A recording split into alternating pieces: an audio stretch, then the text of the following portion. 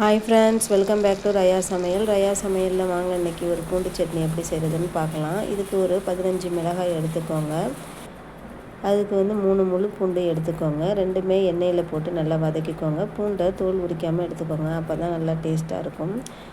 மிளகாய் நல்லா செவக்கணும். நல்லா செவந்த பிறகு பூண்டை போட்டுக்கோங்க. பூண்டோட ஸ்மெல் போகிற வரையும் நல்லா வறுத்துக்கோங்க. வறுத்த பிறகு கொஞ்சம் நேரம் ஆற விடுங்க. ஆற விட்ட பிறகு மிக்ஸி ஜாரில் கூட நல்லா தேவையான அளவு உப்பு போட்டு அரைச்சிக்கோங்க. அரைச்ச பிறகு அதை ஒரு பவுலில் மாற்றிட்டு அதுக்கு நிறைய நல்லெண்ணெய் ஊற்றிக்கோங்க. நல்லெண்ணெய் ஊற்றின பிறகு தோசையை சுட்டு சாப்பிட்டு பாருங்கள், ரொம்ப டேஸ்ட்டாக இருக்கும்.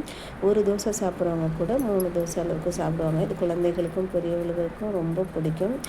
நம்ம அவசரமாக சட்னி அரைக்க முடியலையே அப்படின்னு நினைக்கிறப்ப டக்குன்னு நம்ம ஸ்டோர் பண்ணி வச்ச சட்னியை எடுத்து வச்சு சாப்பிடலாம். இது 1 மாதம் கூட வரையும் கூட நம்ம ஸ்டோர் பண்ணி வச்சு சாப்பிட்லாம். ரொம்ப டேஸ்டியாக இருக்கும். நீங்களும் ட்ரை பண்ணி பாருங்கள். தேங்க்யூ.